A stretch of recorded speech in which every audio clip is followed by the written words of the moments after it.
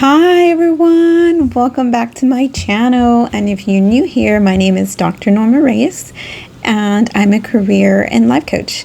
Today I am going to talk to you guys about persistence and resistance. So a lot of times we hear about persistence and how important it is in order for you to reach your goal.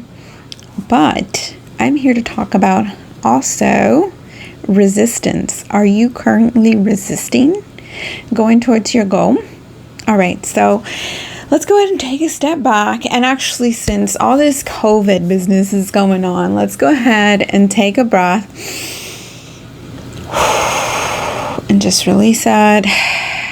And as much as it's so easy to look at everything that's not going so great right now, it's really, really important to just focus on what you can control, which is yourself and your actions, what you do, and less on everyone else, less on what everyone else is doing, and also just less overall, like what may or may not happen, right? Everybody has theories about what's happening and blah, blah, blah. None of that matters, because all that matters is what's in front of you and the situation you need to take care of, whatever that may be.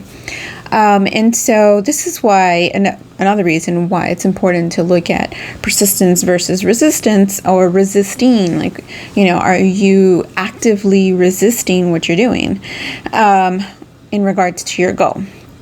So a few ways that you can see if you are resisting going towards your goal is a couple of different questions. So self-sabotage is one of the biggest ways that we all do that in regards to, like, I can't do this. I don't know what I was thinking, and it was really dumb for me to think I could do this. We set a goal. For example, my goal, one of my biggest goals, was getting my PhD. And I set that goal when I was 9 years old. I don't know where that idea came from or why I wanted to get a PhD. Maybe I wanted to be called doctor and thought that was easier than becoming a medical doctor. I know that I don't think I felt like I was smart enough to be a medical doctor at some point, even though I grew up my whole life hearing how smart I was. And so, in retrospect, right, it's like, I've been wanting to have my PhD since then. So, 26 years, I got my PhD when I was 35.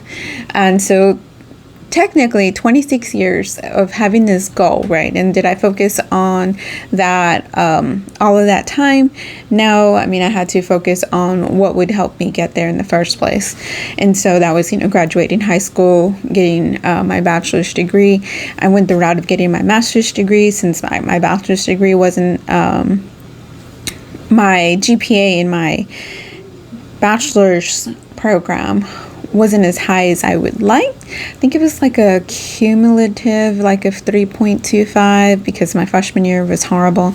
And so I spent the rest of my time trying to raise my GPA, which is really difficult. So if you can avoid that, please do so. It was really hard to have to try to bring my GPA back up. Anyway, so yes. And then finally, I applied for my PhD program in 2014. Spring 2014, and started fall 2014 and completed it in 2019. And almost a year ago, I defended my dissertation. So, and I have to say that the last year was probably the hardest year, because I knew I was so close to finishing. It was like senioritis, and I just could not get myself to write for like a couple of weeks. And I would do a little bit, but it wasn't enough to really catch some momentum. And so that's another part about getting a PhD, or any program that requires a dissertation. Just that part of like moving forward can just get you, because you want to just stop what you're doing. You've been doing it for so long, and you just want to enjoy life and just kind of have a norm where you aren't constantly worried about schoolwork. And so back to self-sabotage. So the way a person could do self-sabotage in that type of situation is being like, well, I can't do this. I don't have time. My XYZ, my committee members aren't helping me. And that's the thing. Like when it comes to anything, no one is going to hold your hand and tell you exactly what you need to do. You just need to do what you need to do. And you need to figure out what you need to do. I think for me, that was probably the hardest part, because it's just easier to have someone tell you what to do, because none of us want to think. And that's just it. Like I had to figure it out. I had to write. I could ask my committee members for help, but all they could do was tell me the same thing that I would tell somebody, well, what is it that you want? And what are you currently doing to get there? And how is that working for you? Have you thought about something else to try? Those are questions to ask yourself. But when it comes down to like just you getting down and doing it, you will, if you do not have that motivation in you to do it, you're going to find every excuse to not do it. And so that's called self-sabotage, right? We self-sabotage ourselves, and it could be, for whatever reason, like, why don't you want to finish this? Is it because you no longer want to do this? Is it because once you're done, like, what else is after that? A lot of times that's what it is. People are so close to reaching their goal when they quit, and they can't really come with a really good enough reason as to why they quit. Like they'll be 3 hours short of a degree. It's like, why'd you stop going? Oh, I don't know, I just hated it. And it's kind of silly. It's like, oh, I just didn't want that degree anymore. But really, when you're 3 hours away, just get the damn degree. I mean, you could do something with it. It doesn't matter if your degree is in English or in some other obscure thing or it's not even related to what you want to do, because you can, once you have a degree, it opens so many doors for you. Not saying that you need a degree if you don't want one, but having a degree just opens doors for you regardless of what the degree is in. So self-sabotage is one way that you're resisting moving forward. And then the next one, sorry guys, can't see it here. The next one that we do that is not so easy to spot is doing the same thing over and over and over and expecting to reach our goal. And an example of this is actually, so my undergraduate, my freshman year was my worst year. I made a 2.38 GPA my freshman semester. I would go to class. I would sit in class. I didn't take any notes because I never took any in high school. And, because I just was told I was smart. So I went to class. I'm smart. I'm going to sit down. Oh, I remember this stuff. This is familiar. Homework was optional, which, if you know me, I hate homework. I still don't believe in homework for my kids. So, so I didn't do my homework. And then I found myself making 70s for my test or less or whatever, And I was just like, I'll be fine. And then when I got my grades at the end of the semester and it was a 2.38, I was like, that's not so great. So then the following semester, I tried a little bit harder, but I didn't really change too much. But I thought I did. I really thought I was doing something different, but I didn't. And I made a 2.4. So then my GPA was still about the same. And then I was like, what did I do? Like, I can't handle this. I didn't quit, of course. And I took some classes in the summer at a community college here in San Antonio, Palo Alto Community College, and I went, and the classes were a lot smaller. Homework, I don't even remember if it was required or not, but the classes were smaller, so I felt more accountable to myself. And when I went to my freshman year at Texas State, there was like 500 students. I was like one in so many students, and plus something that a lot of people may not talk about, or I don't know, I don't really hear too many people talk about this, but I was like one brown student out of like 500 white students. It wasn't really like that, but it felt that way. And then I like to sit in the back of class because I hate sitting in the front, and so that didn't help me. And all these things that I did that weren't helpful to me and weren't helping me I kept doing them until, I went to a different type of setting and realized, okay, this is what I need to do. This is what works for me. And then finally, after that, I started making the dean's list. And finally, when I was applying myself, did something change. And so a lot of times we keep doing the same thing. An easy one is like when we work out, we keep doing the same thing and it's working because, when you try something new, it's going to work. But the problem is that it stops working after a while. So when you're working out, you do something, you change your eating habits, you start working out, you drop 20 pounds in a month. And then, a month goes by and you're like, man, I haven't lost any more weight. Well, the thing is because your body has gotten used to it and you start doing something different again. So, it's recommended every 4 weeks. Same thing for when you're trying to reach a different goal. You might have gotten some momentum and it might have worked in the beginning, but if you keep doing that, what are you doing? You're not moving forward, so then you're resisting trying something else. In order to persist, then you need to try something else. Figure out what works for you. Doing what someone else said to do is also not a good idea because what works for them may not work for you. Most time it doesn't. And you have to figure it out. I'm not saying don't try things that people suggest. Just try it out. See if it works. If it does, great. If it doesn't, that doesn't mean that it's the end of the world. That just means you need to try something else.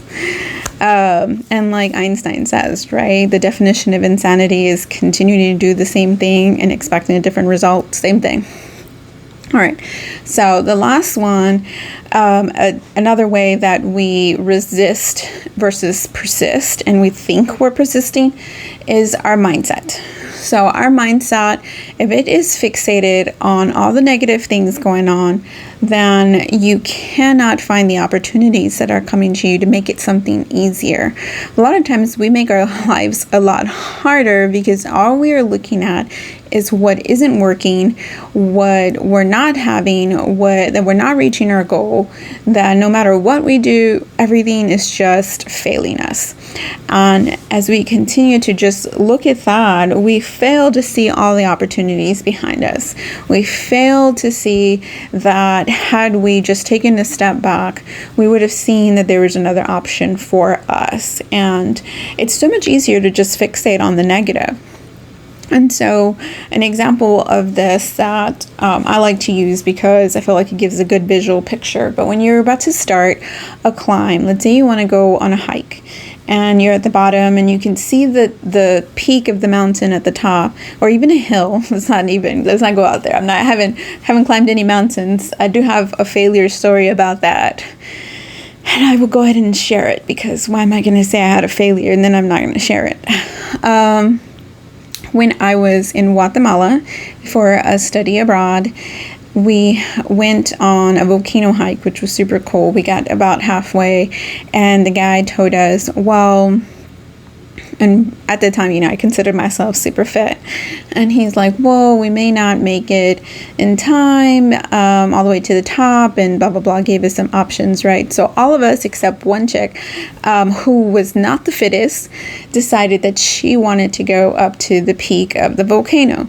The reason that myself and some of the other girls decided not to do it was because it was a cloudy day, and supposedly we weren't be able to see what it looked like. So instead of continuing on, we were, like I said, we were about halfway through, and oh my God, climbing that volcano, even halfway, was I was sweating in every part of my body, every single part. I was like, oh my gosh, I don't think I've ever sweated in my life this much. Anyway, so I made it halfway, and it was probably about 10 of us or something, I can't remember. And so only one of us decided that she was, kind of jealous that she did it and I didn't. And not just that, but she did it, she came down and she was able to not miss the boat, so it was I focused on, we're not going to make it. We aren't going to be able to see anything anyway. If we go, we might miss the last boat across the lake and all these things. Instead of looking at it was seriously a once in a lifetime opportunity. I haven't gone back and I may not ever go back. It was beautiful, but, I focused on all the things, the negative things versus the beautiful things, like what I could have seen along that route. Being able to say I climbed a volcano. I mean, it doesn't sound as cool to be like, oh, I climbed a volcano halfway because I couldn't do the rest of the way. And so, your mindset really determines whether you're going to be able to move forward or not, and it takes the same amount of effort. I mean, going back down, it definitely didn't feel as hard as going up. So had I taken that chance and risk and gone up the full way, then I could have, I would have been able to do it. I would have been able to say that I've climbed a volcano. And now I can't. I've climbed a volcano halfway. So, these things that we do to resist reaching our goals for whatever reason, whatever it serves us in a certain way. And all we need to do is take a step back. Had I remembered at the beginning of that hike how excited I was, even now speaking about it, I mean, I'm excited about the thought of having been able to climb a volcano. And now I don't get to say that. It's not one of my wins. So, during this time that a lot of things are not going in very fruitful ways for everyone, it's so easy to have a negative mindset. It's so easy to self-sabotage, and it's so easy to keep doing the same thing and expecting different results. So I'm here to challenge you guys. Do something different. Stop self-sabotaging, because what's going to happen is, we're all going to get through this. We're going to move forward. We're going to be able to live our lives like normal again. And then what are you going to have to show for this time? Are you going to take advantage of this time and work on some goals? A lot of times we just wish we were able to be home more, and now we are. And so you have the chance to take this opportunity and do something great for yourself. Or you can resist it and do nothing and be in the exact same place you were. However long this takes, months, hopefully not any longer than that. So I challenge you guys, and leave me a comment below about one thing that you try from this, and I'm looking forward to hearing from y'all. Oh, and if you don't subscribe already, please hit that subscribe button. Thanks, guys. Bye.